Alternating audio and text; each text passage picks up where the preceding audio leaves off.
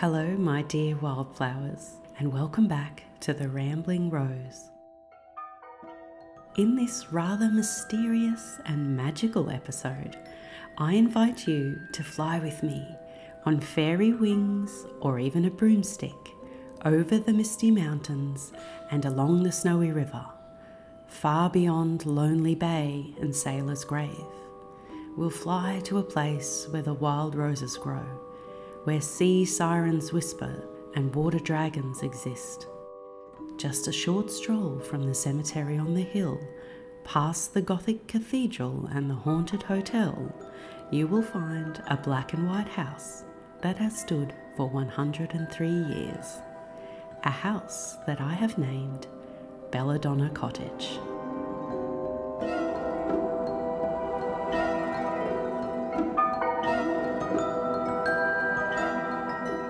Long ago, a fairy maiden believed, as so many young girls do, that if she were very good, a charming prince would offer her his kingdom and his heart.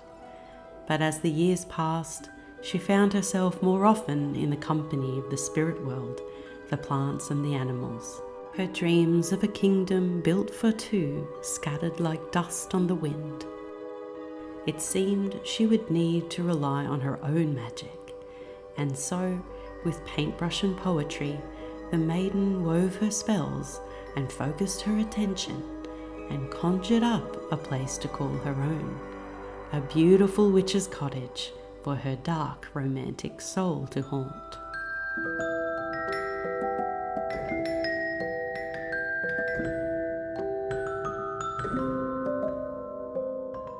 Of course, the maiden was me, my darlings, and I am proud to say that I bought this house all on my own with nothing but a paintbrush and a pencil, and perhaps a pinch of fairy dust. Now, you may be wondering what magical signs and synchronicities drew me to this house and gave me an inkling that this was no ordinary house, but in fact, the perfect witch's cottage. Well, the first clue was the number 13, a potent and powerful number that represents the divine feminine, as there are 13 full moons in each turn of the wheel of the year. In another twist of divine timing, I moved in on the 13th day of April, right in the middle of the season of the witch.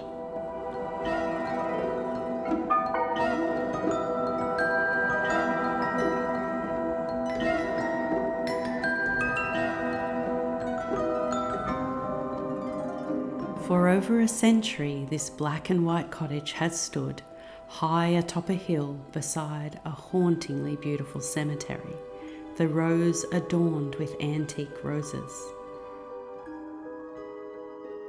The wild coast, a watery grave to many a shipwrecked sailor, shimmers in the distance, and church bells chime every Sunday.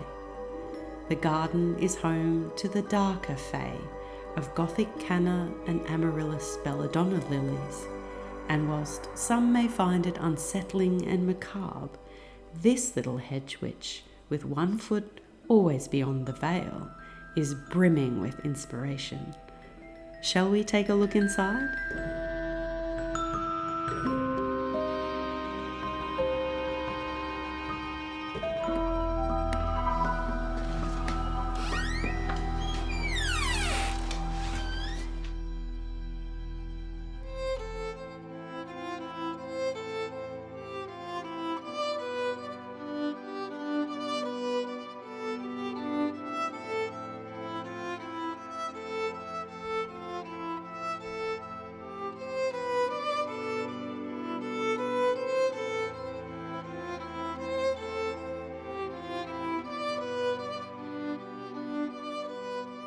The first room I want to transform into a cozy, romantic academia fantasy is my beautiful new bedroom. And whilst it will take some time to complete the full makeover, and I hope you will join me, I was lucky enough to find a few pieces of antique and Queen Anne era furniture to make a start on decorating. I also found a gorgeous linen quilt cover adorned with heritage flora, so Noah and I can drift away to dreamland on a bed of lilies, pansies and bluebells.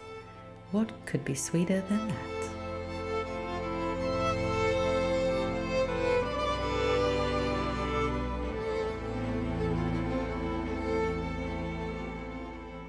Because the house already featured a colour palette of black, white, charcoal and the palest of blues, I knew I would need to decorate in cooler tones than my last home, so I took inspiration from the garden and the ocean beyond.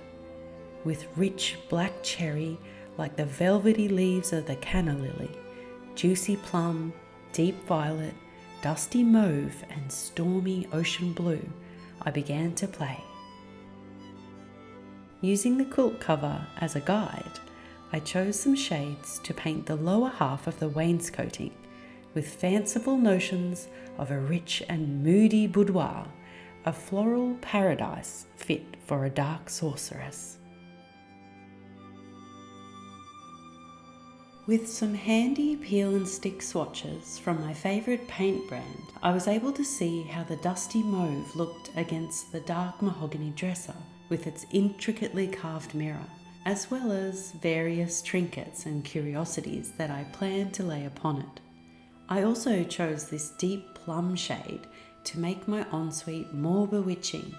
Contrasted against my perfumes and potions, I think it will look positively dramatic when paired with the perfect antique mirror I am visualizing.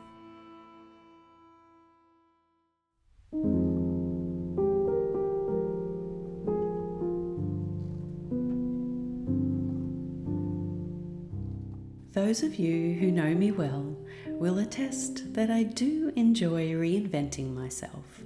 As I turn the page on a new chapter of life, it feels right to change not only the storyline and scenery, but the leading lady too.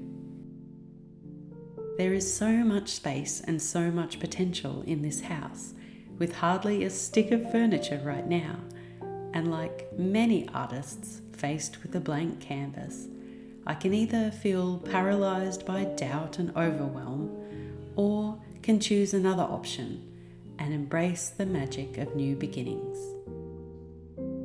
I can roll up my velvet sleeves and choose to get creative, taking my time to search through thrift stores and antique markets and letting the fairies leave their little surprises. I found this beautiful old chair in need of a little restoration and TLC for just $40 at my local antique store. The upholstery and fringing may need to be replaced, and she's rather dusty and tired, but like most old girls, she's still nice and soft and has a lot of love to give.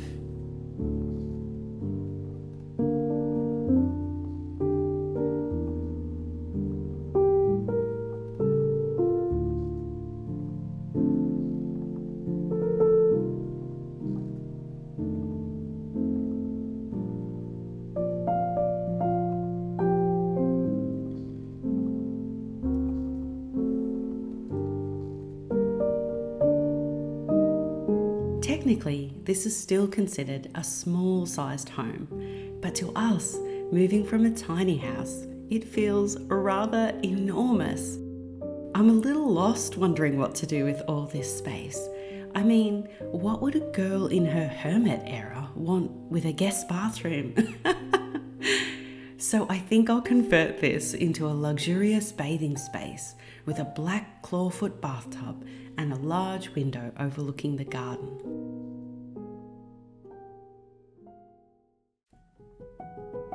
I can't quite believe it, but there's even a third bedroom in this little cottage, and look what I have inside. Again, no guests, but instead something I've always wanted. And with your help in a future episode, I plan to transform her into a miniature version of my dream witchy cottage, with a fresh coat of paint, pretty new wallpaper, and sweet tiny furniture. Ooh, my inner child is thrilled.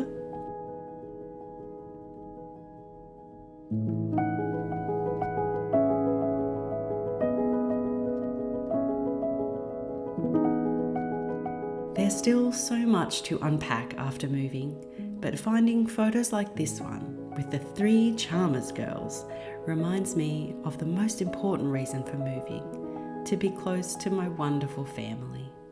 It saddens me sometimes to know that not everyone on this earth understands why we come here, because to me it seems intrinsic, intuitive, and totally obvious that we are here simply to love and be loved, and nothing else matters all that much.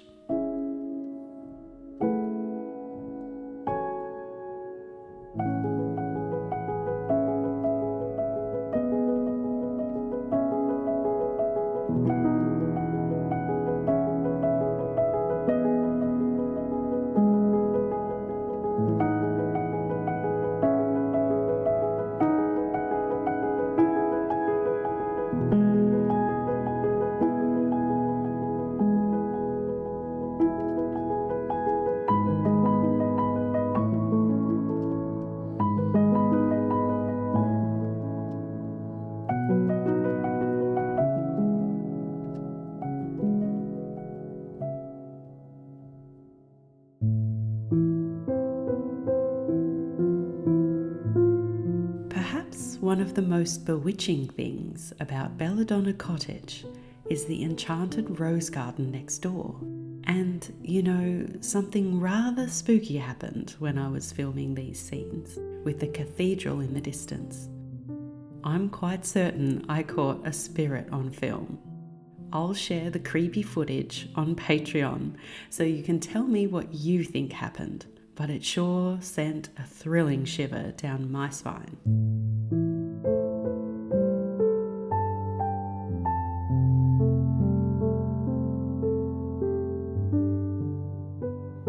Many of you asked, what would I bring with me from my old garden to start over in the new space?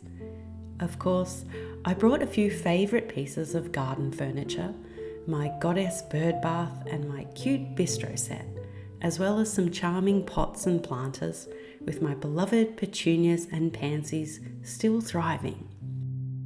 I also brought with me my blue moon roses and a gorgeous snow queen hydrangea, but I plan to start here with this winding path, perhaps planting a fragrant herbaceous border of rosemary, lavender and sage.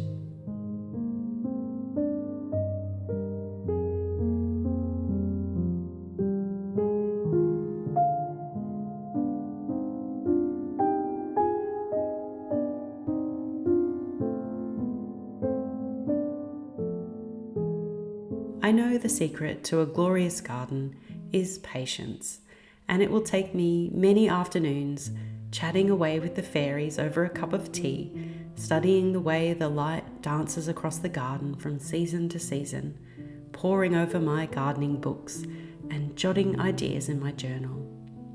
I'll potter away little by little until the dream is realised.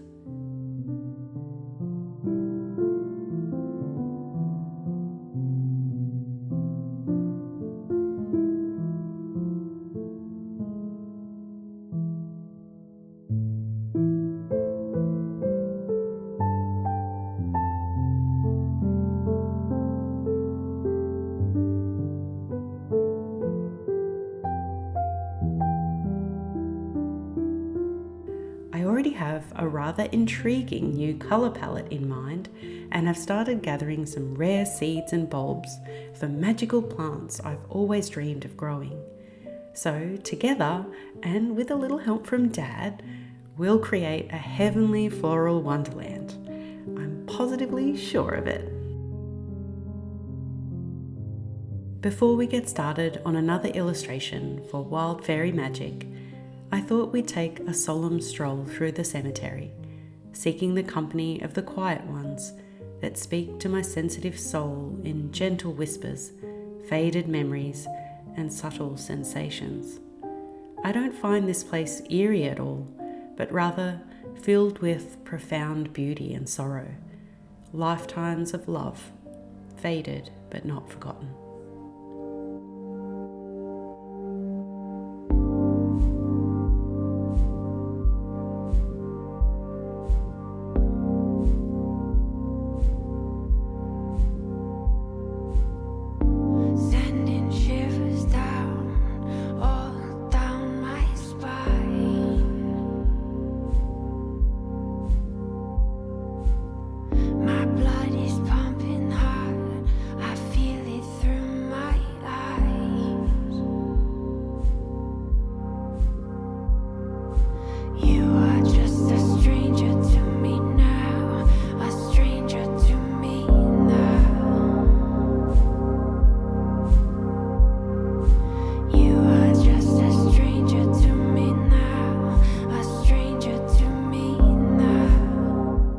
wanted to capture the dark beauty of the amaryllis belladonna in this painting and take inspiration from the black, cherry, violet and plum shades I discovered in the garden. I'd love to write something sweetly romantic at the top of this illustration, perhaps something about the spirit of this flower, and thought it would be nice if you could make a suggestion in the comments below. I must say there's something deeply mysterious about this flower, and it's no wonder she has cast her spell over me with her association to the Virgin Mary and her powerful namesake Lilith, for she is the flower of rebirth, resurrection and the divine feminine. Conjuring up visions of vampire castles and weeping widows, I can't imagine a flower more perfectly suited to growing in a Gothic witch's garden, can you?